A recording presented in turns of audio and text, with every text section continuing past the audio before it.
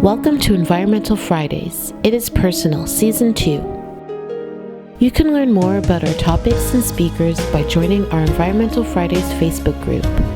This series is brought to you by Best Early, the Benton Spirit Community Newspaper, Andrews University Community Engagement Council, GC Scored, Every Piece Matters.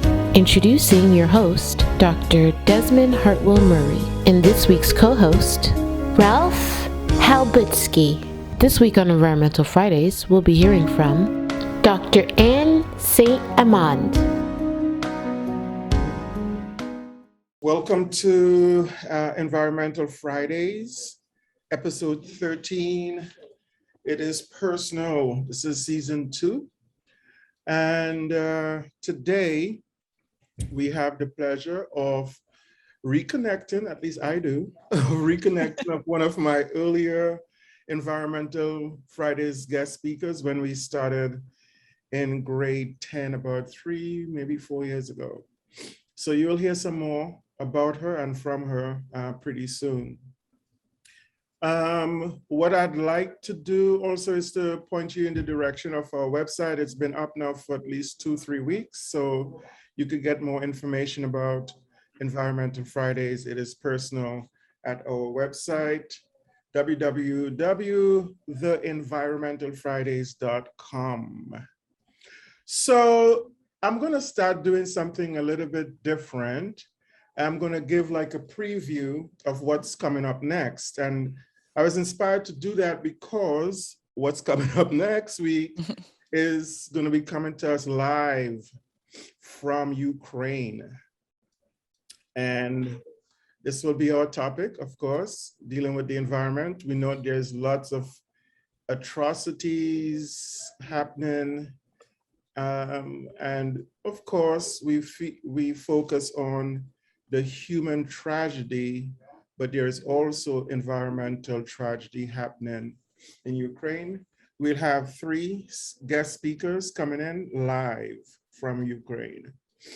And as a homework assignment, I actually started looking at it too, to put that in some context. And I'll send this to you guys later on. How large is Ukraine? What is the population and demographics of Ukraine? How large are the cities? So for example, what I found about the size of Ukraine, it's about the size of Texas. And some of the cities like Kyiv, for example, is about the size of Chicago. So that's to give you some sort of context. What is the economy based on? And of course, the geography and the environment, because that's what we'll be talking about. So this will give us some info before we hear from our speakers from Ukraine next week, Friday. Okay.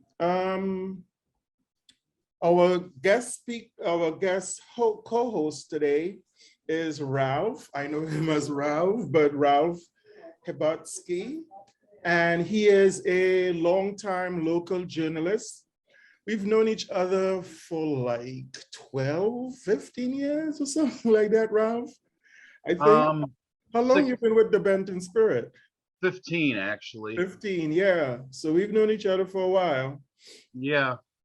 Time flies when you're having fun and all that. I know, right? Yeah. So he's a correspondent with the Benton Spirit Community newspaper, which is a co-sponsor of Environmental Fridays. He also is working with AmeriCorps Vista as part of the Benton Harbor Team Solutions, addressing some of the issues of water and lead pollution and all of that, distribution of clean water, and other environmental health and related issues. So you could tell from the guitar, Ralph is very much closely attached to his instrument there, holding it right close to his heart. And so he is in fact a musician, and he's actually not only part of different bands, local bands, I believe. He has written biography, of like an instrumental guitarist. I have no idea who this person is, but Ralph wrote about him called The Unfinished Business, The Life and Times of Danny Gatton. And it was one of the first in-depth biography of this instrumental guitarist. He has also co-authored another book, We Are the Clash, Reagan, Thatcher, and the Last Stand of a Band That Mattered. That's in 2018. And I've actually met Ralph at Spoken Word, at least maybe once or twice. So he's also into poetry and the spoken word. And his nickname is Chairman Ralph. I love that name, Chairman Ralph. And you can find him actually on the website, online at his website, www.chairmanralph.com. So Ralph will be our co-host today. And I'm not going to go over some of the stuff that I normally do, so I'll go straight to having Ralph go ahead and introduce our speaker. Okay, thank you, Desmond. That was a lovely introduction and a lovely summary. You got all the main, you got all the four corners of the North Pole in there quite nicely of my background, so thank you. You're welcome. Okay, so let me go ahead and introduce our guest today. And for those who haven't done this before, sit back, relax, and as our friend Tom Snyder, the real king of late night, in my eyes, used to say, fire up the color teeny. So, CEO Dr. Anne St. Arnaud holds her undergraduate degree from Purdue University and a PhD in aquatic ecology from the University of Notre Dame. She has over 36 years of experience manually identifying and enumerating over 45,000 algal samples from all over North America using a unique proprietary mounting method. Her company has completed programming on an extensive data management system, ASA, containing information on nearly 35,000 different aquatic organisms. She has been the president and owner of Phycotech Incorporated in St. Joseph, Michigan since 1990, and is an active reviewer and associate editor for the Journal of Lake and Reservoir Management. And so with that background and that introduction and those details, let's go to our guest. All right. Hey, y'all. Let me get this up and running. Come on. There we go. Very good. Looks good. Yeah, I'm hoping. Yay. Okay. We're good to go. So what I'm going to talk about today is water quality in Southwest Michigan. And just to give you a quick review, I own and operate Phycotech. We analyze water for algae and other things like zooplankton and stream bugs and stuff like that. It's all bioassessment. I consult on both regular samples for environmental assessment as well as toxic algae and invasive species, mostly in North America, a little bit in Europe and South America. And we have a really large, I deal with federal agencies, I deal with lake associations. We have a very diverse customer base, and we participate in both contract work and basic research. Algae RS, this is what I do day in and day out. For those of you who are unfamiliar with algae, they're photosynthetic, they're considered photosynthetic plants, but in fact, they inhabit a bunch of different kingdoms. They are an evolutionary trash can, and they are in the protista, they are in the bacteria, they are in the plants. Which makes them an interesting group to work with. And the only thing that they have in common is that they all have chlorophyll A. So they all photosynthesize in the presence of oxygen. And that's just something to keep in mind for this first part of the talk.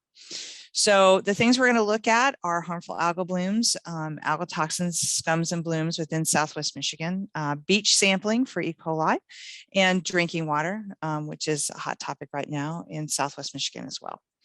So whether you realized or not, we have 35,000 lakes in Michigan. 11,000 of those are over 5 acres, which meets the basic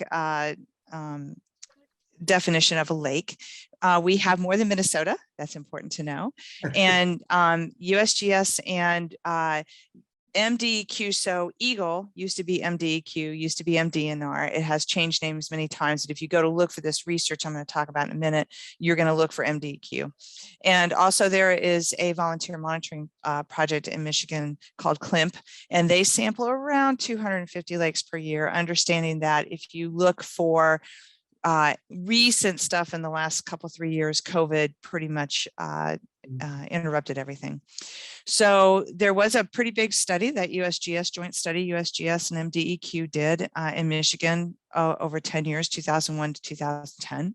It takes a long time to gather environmental data and a long time to analyze it. So don't be so surprised some of this is a tad older. And what they found is that over that 10-year period, a little over half the lakes didn't change. That's good news. Around a quarter improved, also good news, and around a quarter degraded, not good news. And I believe that percent degraded has increased since the time that this study was done. So one thing that you may be hearing in the news, and we're coming into summer, so you're going to hear it more, are HABs. There are lots of names for HABs. I'll go over that in a second. But harmful algal blooms or HABs occur when algae as a cell or colonial growth grow out of control. So if you can see it in the water, then it's considered a bloom. And if it's producing toxin or fish are dying, then it's considered a HAB. Human illnesses are caused by HABs, and they can cause death. It has not happened in the US. That has been well documented, but it has happened in many other countries, and our DNA is the same. So if you are out camping, that's really important to know, right? Because you cannot effectively filter out algal toxins from water. And there was an incident last summer with a California family that died. For a while, they thought that had to do with algal toxins in a state park, a federal park in California. And it was not. It was from heat stroke, actually. So it's important to do due diligence, because the first thing people went to was, oh, it had to have been algae toxins in the water, and it was not. In saltwater, HABs are often red tides. Those are caused by this group of algae called Dinoflagellates. This is the very first algae I learned. It's Carenia brevi. I'm from Sarasota, Florida.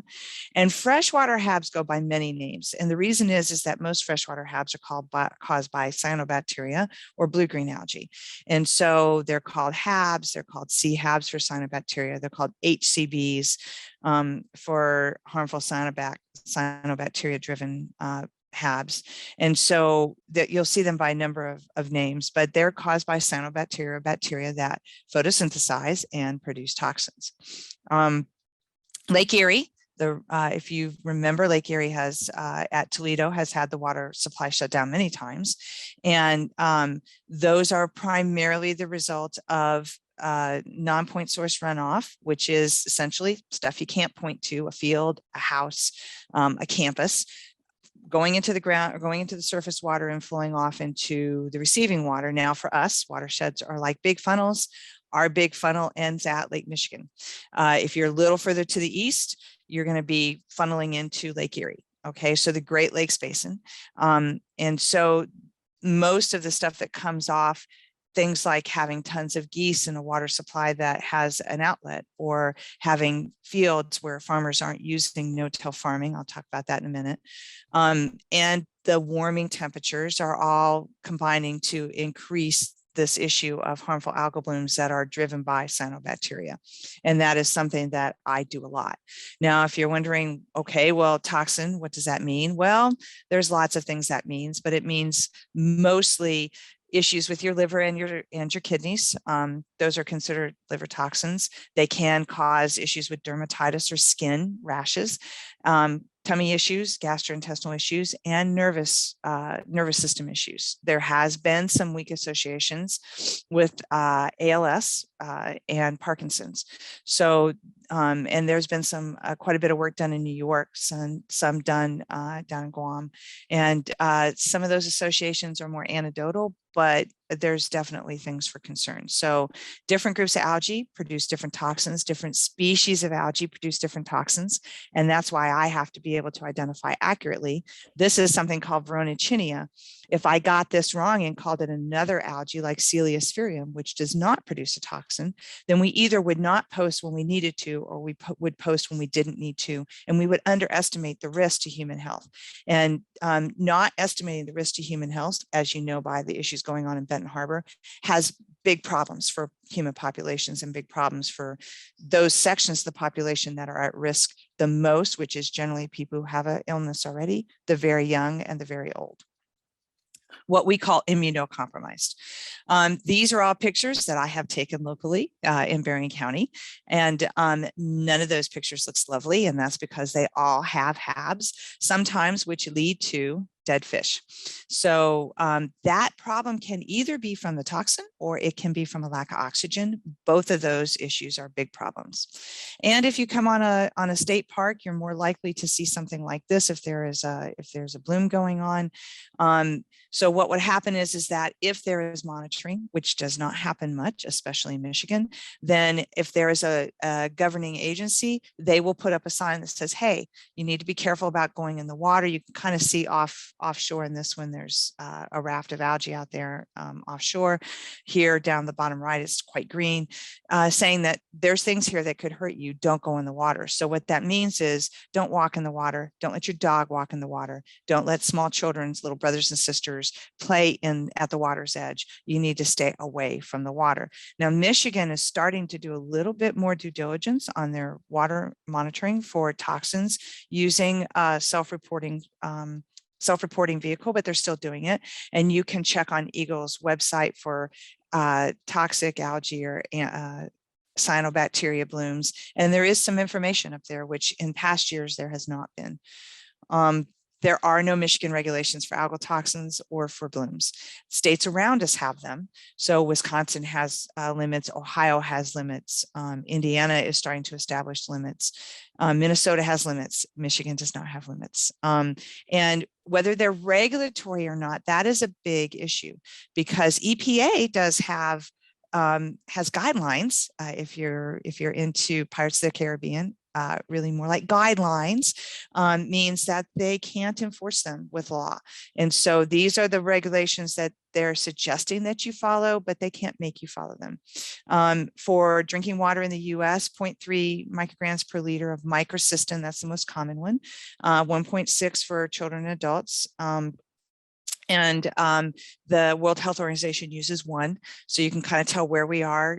Canada is 1.3, looking to change that down to 1. Recreational water, so that means anything you're going to kayak, swim, fish from.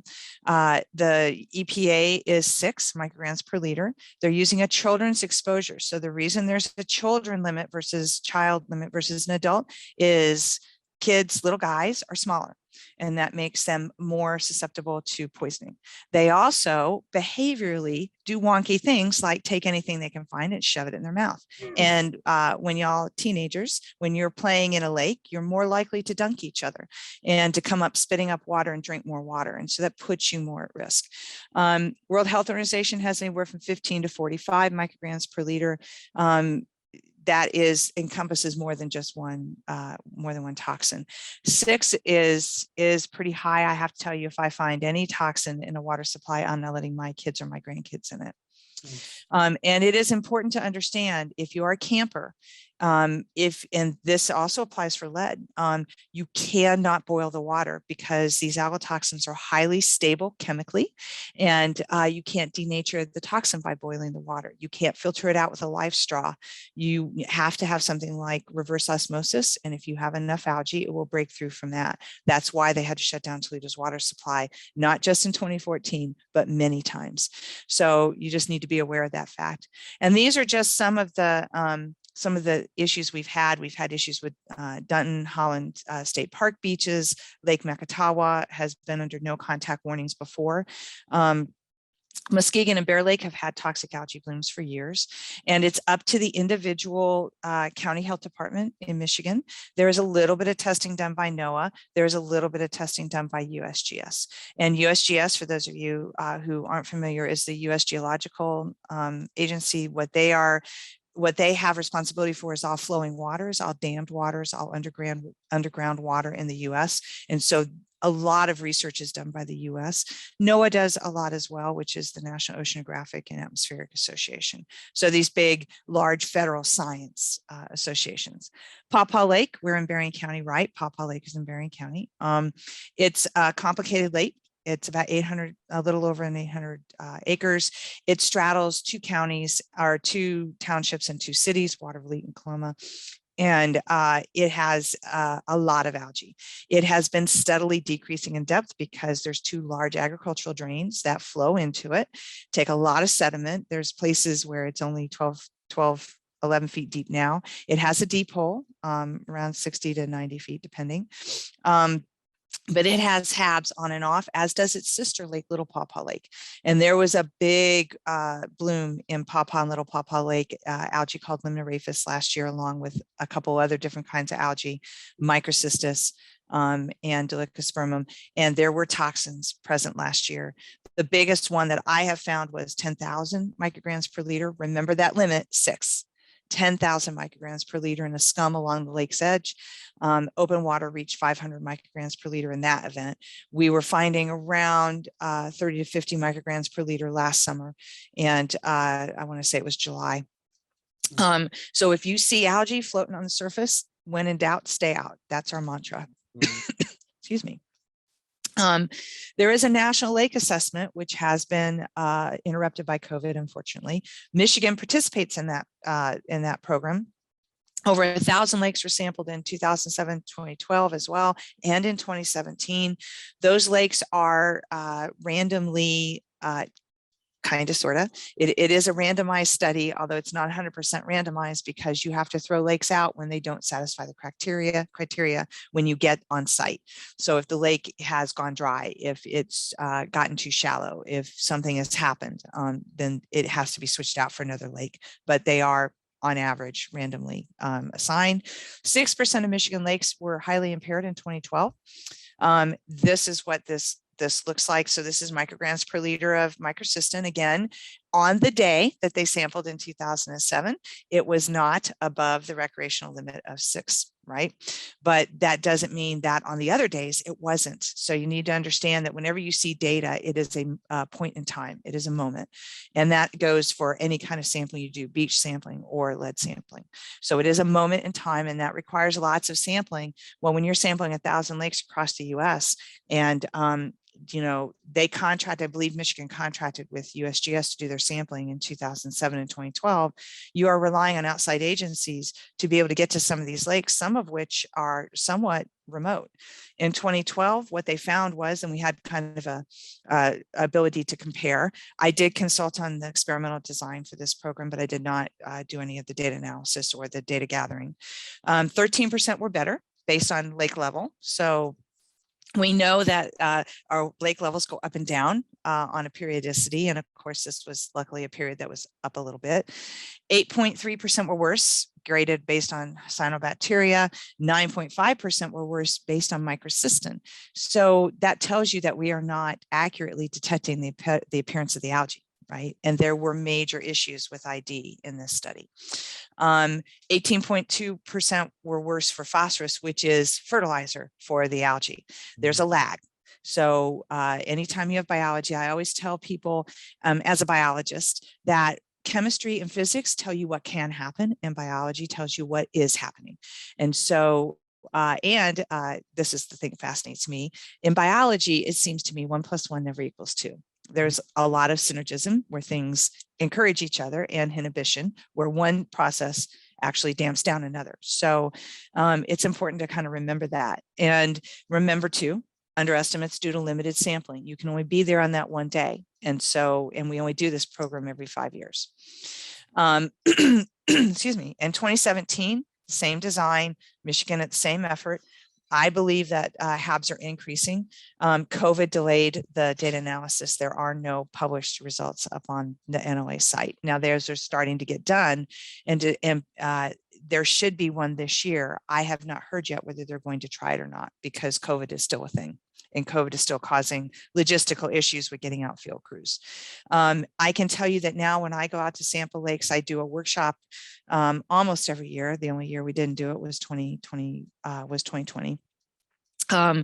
So when I go out to sample, I can now find harmful algal blooms, cyanophyte-driven blooms, many of which are producing toxin. Pretty much every summer I go out, and most of the lakes that I go to look for this stuff. Again, non-point source runoff is the main source of the nutrients to the lakes, things like household fertilizers, commercial and municipal fertilizers as well, things like campuses for colleges, campuses for schools. Agricultural runoff, 70% of the agricultural runoff for Lake Erie, or 70% of the nutrient budget for Lake Erie is coming from ag, and that is with a very high participation of no-till. In our county, we have a very low participation of no-till.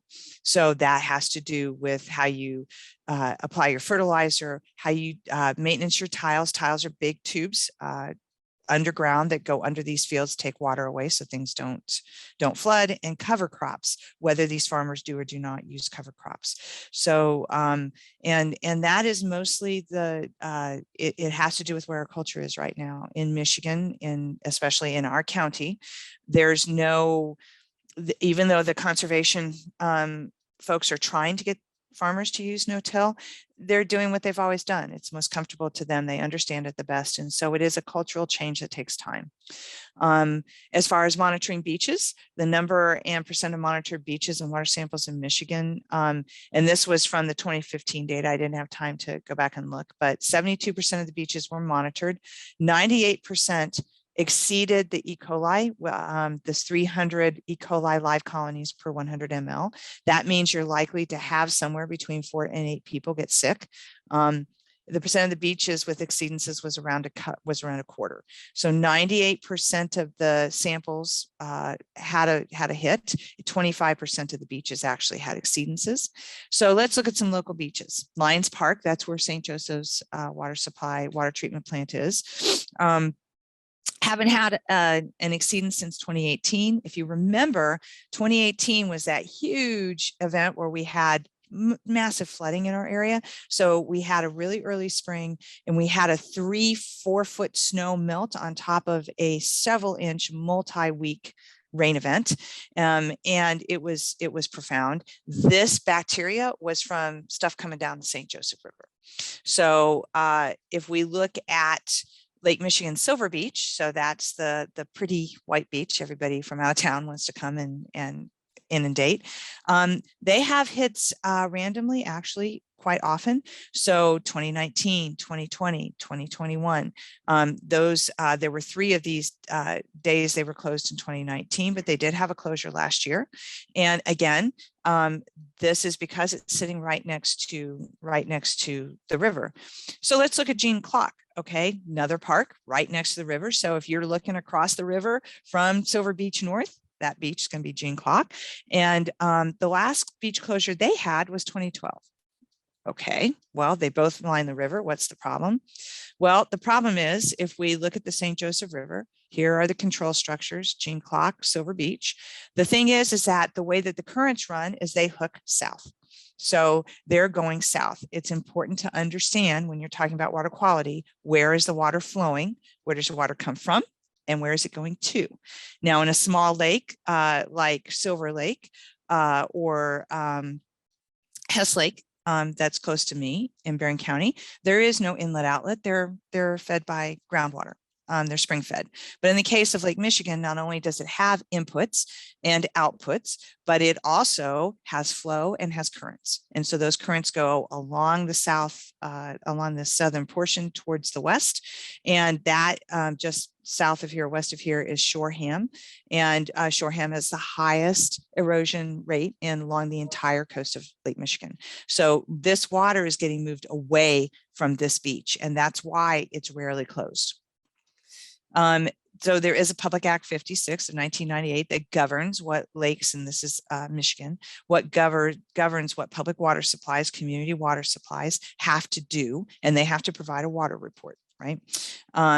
And what they find over the years is that based on the water leaving our local water treatment plants, is that Southwest Michigan generally has good water quality, and that generally does not violate those CCR standards, leaving the water plants. That's an important distinction, right? Because the water leaving the water plant is pretty decent. But once you get to what's called the point of delivery, which would be the house, the school, the community, then is when you have issues. And so everybody's going, okay, well, Benton Harbor has issues, Flint had issues. How are those alike and how are they different? And Flint is actually very definable, whereas Benton Harbor is not so much. And it's much more diffuse in what's happening. So with Flint, 2014 annual water quality report, 2015 was actually removed. They were not showing tons of issues, right? So when you're looking at lead, it was 0. That's because they were measuring water leaving the plant. And the water leaving the plant was decent. The problem is that when you look at other indicators, which in this case is chlorine, for those of you who aren't familiar with that, it was 11.4 ppm in Detroit, and which was the water supply they were using. And after this point, they started using water from the Flint River because of changes in their infrastructure. They were building a new pipeline. The pipeline wasn't done. They didn't want to pay Detroit. And so they chose to pull water directly out of the Flint River. Now, the Flint River is what's called an urban river, lots of runoff, lots of issues. And one of those issues is that the chloride was really high. And the chloride is really high, not because we're near an ocean, not because somebody dumped Morton salt, but because we salt our roads in Michigan heavily. And so this is from road salt. Over the years, and this would have happened when they originally installed this water system as well, but they didn't have the treatment that we have now. And so the scale, or this calcium carbonate stuff that accumulates on the interior of the pipes, along with what we call biolayer. So there's calcium carbonate, there's bacteria, there's fungi, there's particulates. What that does and did was seal off the pipe, which was made of lead, from the water flowing through it. When they switched to chloride, what happened is that it started eating away at that scale. And the chloride was super high. And the process happened actually pretty darn fast. Now, they could have instituted corrosion control from the point of the plant. They were not controlling for chloride. They did not do that. And so what that allowed to happen was lead to leach into the water supply. Now, Benton Harbor's issue is the same, lead leaching into the water supply, but not exactly the same obvious issue, right? So this is what some of these numbers look like at the time. At the highest level, they were finding up to 13,000 parts per billion of lead, and that was by a project that was done by Virginia Tech. Flint was highly politicized and highly made media a lot, which was good because nothing would have happened if they had not done that. People put their careers on the line, especially the doctors who originally sent up the alarm. So the Flint is a result of a failure of every government level, right? Everybody made a mess. And so that goes from the local emergency manager all the way up to EPA. People have gone to jail already. They're still having litigation for this. There's still issues with this. And they still have not solved the problem for everyone. Switched the treated water from Detroit River Detroit water to the Flint River. They had high chloride concentrations, 19 times over. That was chemically significant. And that was from road salt. The cost to treat that would have been $100 a day. They chose not to do that. That was a decision the emergency manager actually made.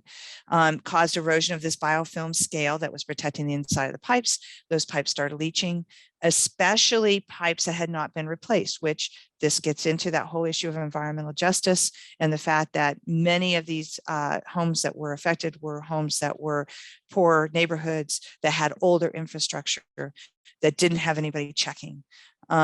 and that those health effects could span up to 4 generations. So this does not end with those kids that were affected. It ends with their children, their children's children, and their children's children's children. This is a big issue. So let's talk about Benton Harbor then. All right, so we've got Benton Harbor. Benton Harbor is having huge issues. Obviously, they have, I do a fair bit of work at the Boys and Girls Club. That is one of the points of distribution, has been point of distribution for water. We can't use the water out of the tap to do anything that is going to end up getting drunk, right? It has to be bottled water. So the water, Benton Harbor water filtration plant sits up on Lake Michigan. And it is an older plant, but it is a currently refurbished plant. So the plant was originally built in 1954, but it had in 2012 went through a major upgrade. And so it has recently been upgraded. St. Joseph's plant also dates back to the original part of the plant, dates back to the 1930s. So we are doing what's called secondary treatment. So both of ours, because Lake Michigan is a very good water supply. Is it the best of the Great Lakes? No. Huron and Superior are probably better. Probably Superior is the best, but it's good. And I have never detected toxic algae off of our Lake Michigan beach. So the water plant itself is reasonably current, reasonably updated. They bring water in. They do something called flocculation. So they have these big screens that take out the big stuff. Think limbs, fish, ducks, big things, right? And then they take that, they add what's called a flocculation chemical to it so that all the big stuff will filter down through kind of like this, I don't know a good way to describe it, but kind of like snow, and it brings stuff down with it to the bottom in a settlement basin. And then they hit it with a few other things. And before it leaves the plant, they use chlorine to make sure that it can't carry bacteria or grow bacteria or things like Giardia, which are protozoans, out into the distribution system. And what they find is that, the chlorine levels are pretty low, and that in terms of free chlorine items, and they add just enough chlorine to disinfect the water. So this is kind of what that looks like in terms of the what we call the treatment train or the flow of the water. The thing you need to understand is it's not just lead pipes, it's galvanized steel pipes as well. Also can leak things like copper into the water supply. It's not just lead, but lead is the biggest, baddest guy. So back in this particular water treatment report, which is that report that by law they have to supply, the lead coming out of the plant was 0.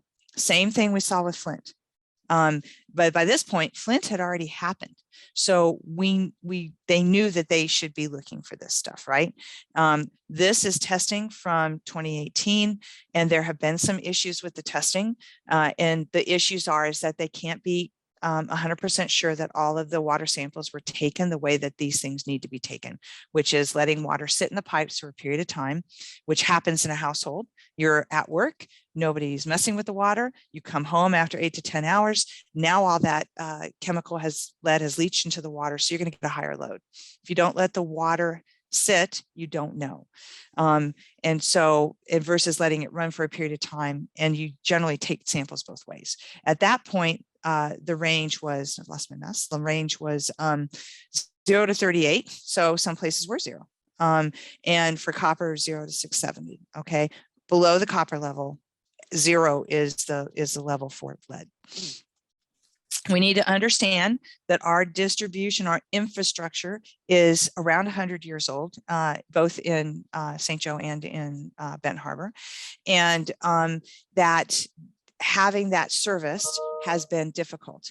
Now in St. Joe, they have been going through and trying to attack this issue.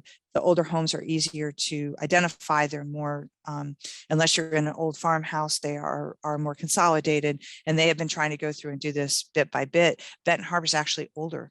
And so a high number of the lead service lines were installed in the first half of the 20th century. Again, they would have had this issue then, but the scale accumulated faster at that point. We didn't have as much much treatment. It wasn't as sophisticated. The water was a little harder, although our water is not hard by any stretch of the imagination. And any home that was built before 1960 is likely to have these lead service pipes or water mains in their neighborhood that lead to those lead service pipes. So in 1988, they're no longer allowed to install any new lead service lines in Michigan. That's not that long ago. I was just starting in the middle of grad school at that time. So the estimate is somewhere between 50 and 60% of the houses in Benton Harbor had lead or galvanized steel water lines from the water line to the house. So you have these big old pipes that come out of the treatment plant. Those go and get distributed in a network underground, usually following the roads or along the road lines.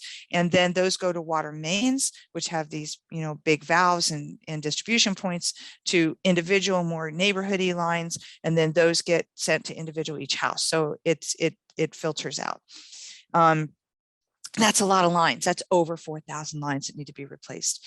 $33 million plan to replace all those. They do have the money to do that. Their original goal was hugely ambitious, which was 18 months.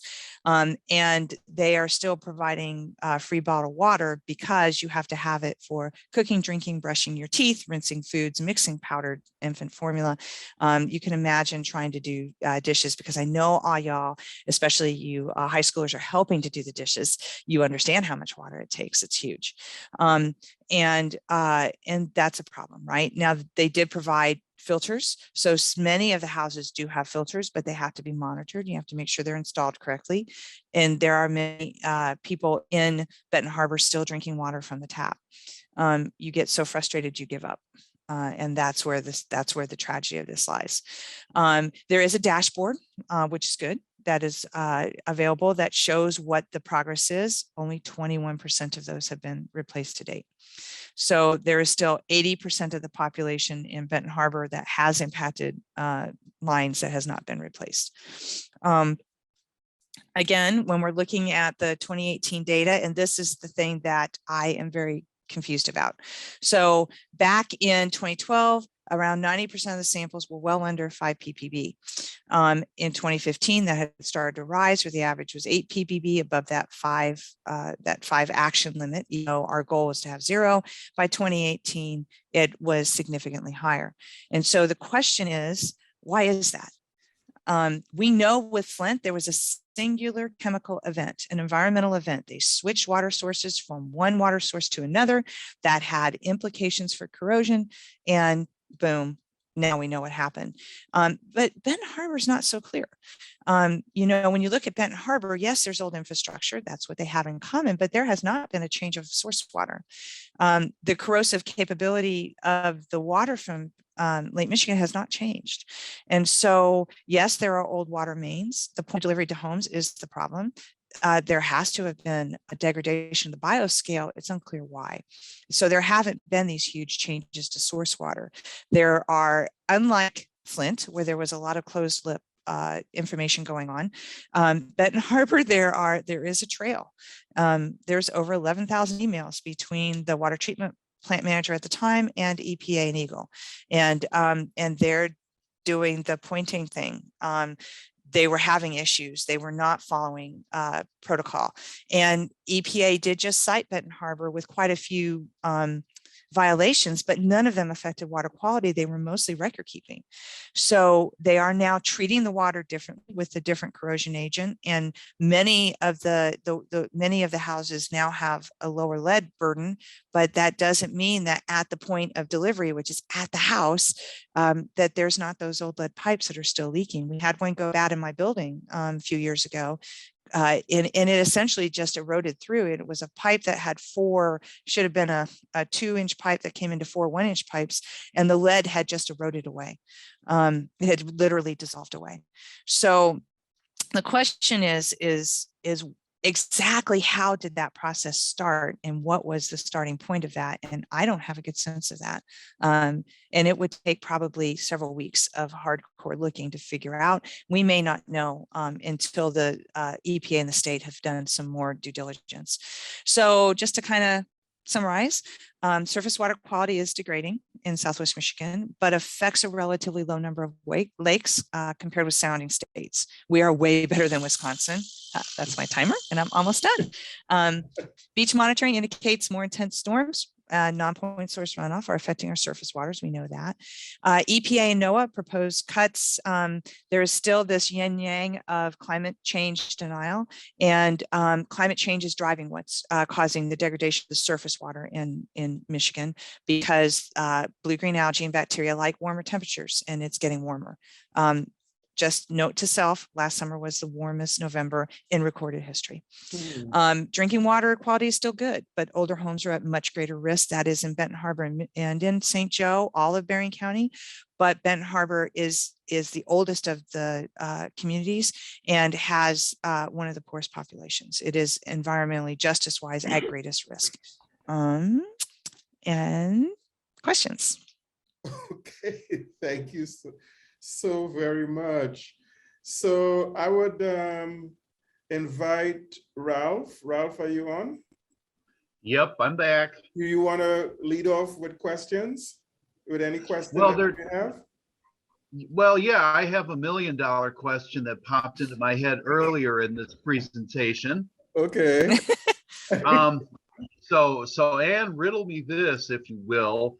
How is it that Michigan ends up being the seeming outlier in terms of regulating algae? Because the last time I checked, you literally and figuratively can't go very far in this state without bumping into a freshwater lake. How did that happen exactly? Good question. There's all sorts of ways I can answer that. Most of them are inappropriate. So the hard part about this is that this has to do with the legislature and what they're willing to impose and not impose, and what Eagle/MDQ/DNR. There was a seminal thing that happened back in the mid-90s. And what that thing was that our DNR, which used to be all one agency, was split into two agencies, one regulatory and one recreation-based, a DNR and a DEQ. When that happened, both organizations were hand-tied.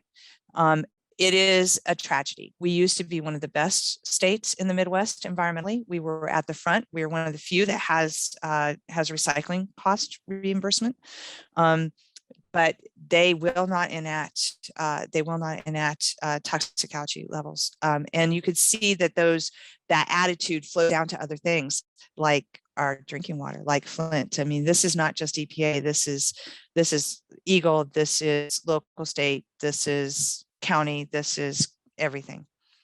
So essentially, I guess your answer would be similar to what Woodward and Bernstein said: follow the money. Yes. Or maybe, and it may be at least follow the politics, right? Follow the politics.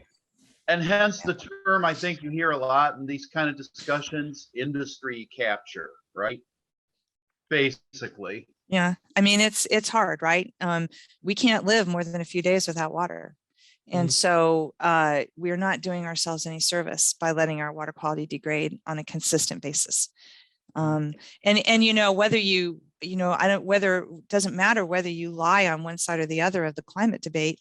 We had the hottest summer on record last summer, and that was only because the previous 4 summers were also the hottest summers on record. Wow. I mean, so nationally and in the Midwest, we are high, and our waters were transitional to begin with. So we're highly affected by these minor changes in temperature. Lynn, I see you have your hand up. I don't know where to start, like my fellow questioner a minute ago. It's just so frustrating. And as a microbiologist, I understand some of these numbers. The average person doesn't understand that. And I live in Central Florida now. I've been here for the last from Sarasota. 30 years. I'm in close to Orlando. And when I came here 20 odd years ago, I heard the stories of Lake Apopka, which is the largest lake in the central region. It's about 48 square miles, which is, pretty large. I work on Apopka. Mhm. Okay. And the lake was pretty much dead. I mean, fish were just showing up on their bellies all over the lake, and which is surrounded by agricultural, areas.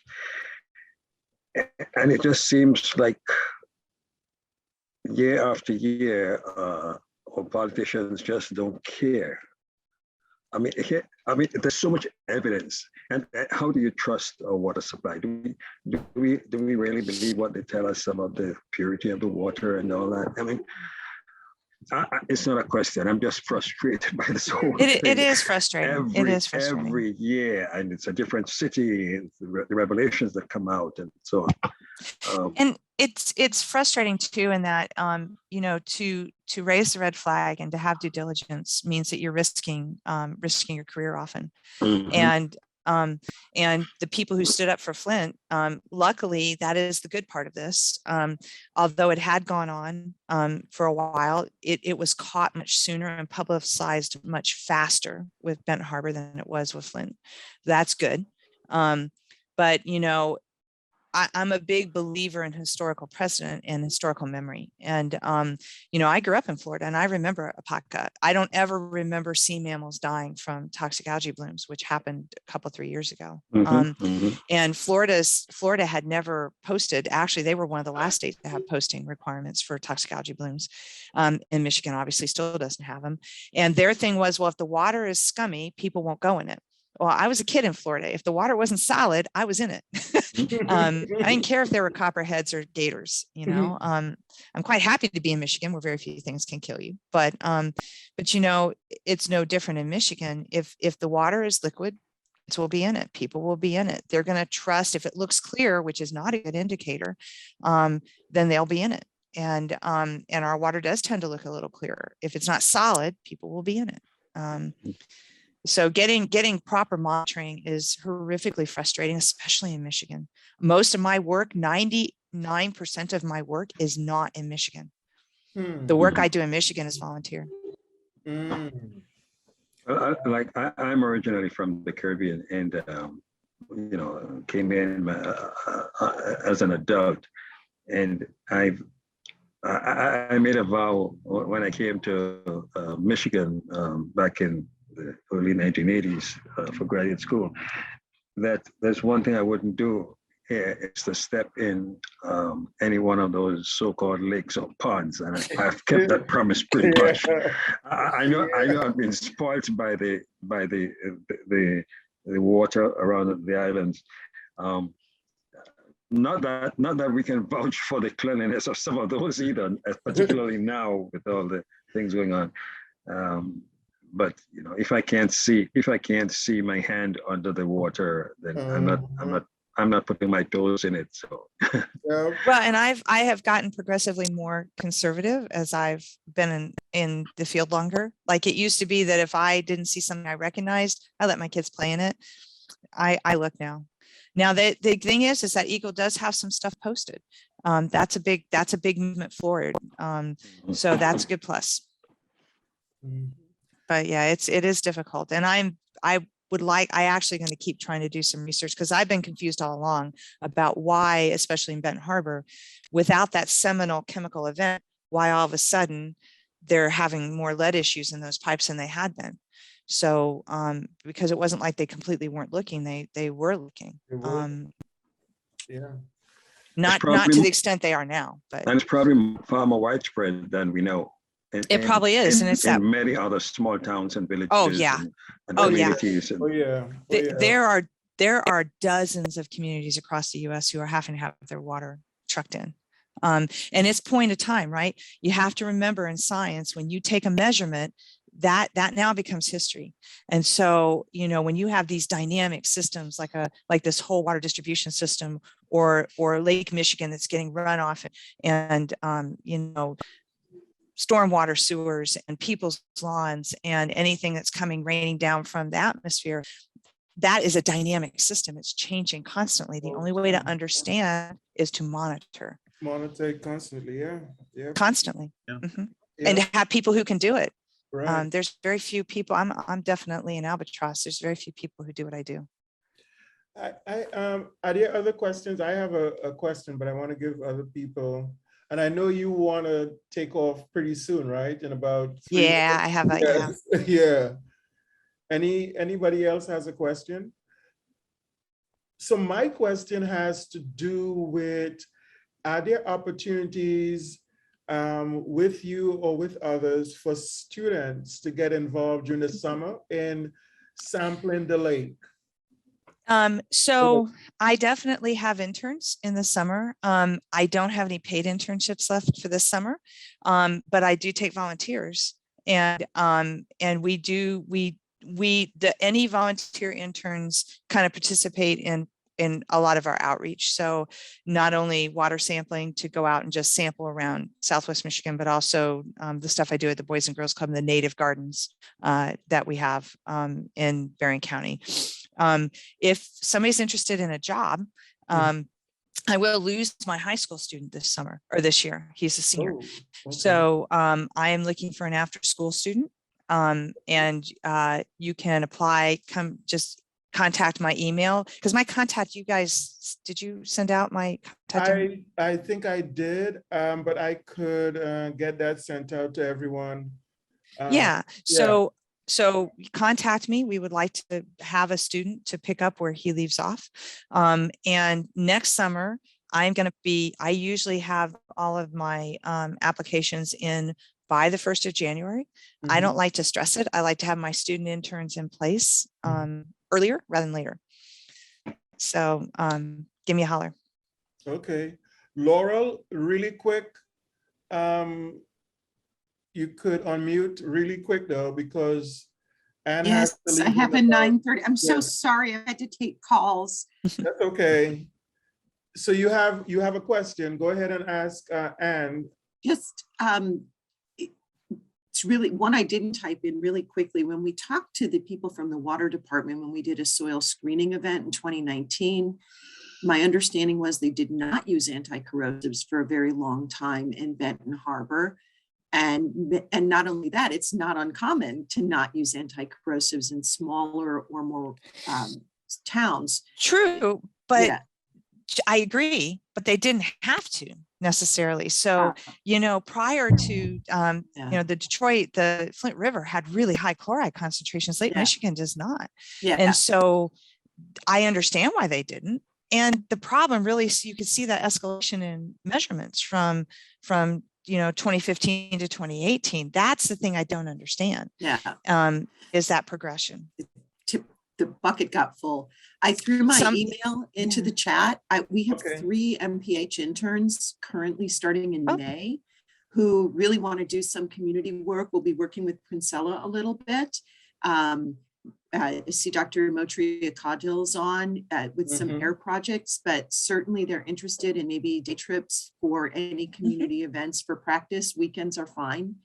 And I will be doing some field sampling actually in August, some pretty significant field sampling. So that would be wonderful. And I'm happy to talk to anybody who'd like to talk career. Whether it's science, even if you're just a young lady and you're interested about how you make a science or any kind of career work for yourself. I'm a big proponent in mentoring. Okay. So I need to talk to you offline too, because I'm interested in getting a program together in which we have, students, high school and college, get involved with you and with what you do. Sure. So let's talk offline as well. All right. I'd love to do that. So we want to thank our guest speaker. I know she has another meeting here. Thank you so very much. You're welcome. You, Ralph. Thank you, everyone that came. Very good. Lots of information and enlightenment on some of these topics currently in our own community. And I will be sending everyone here and others information about next week's Environmental Friday, which will be coming to us live from Ukraine. So spread the word. That's awesome. All right. Well, thank you all so much. Okay, thank you. Take care, everyone. Thank you. Take care. Bye-bye.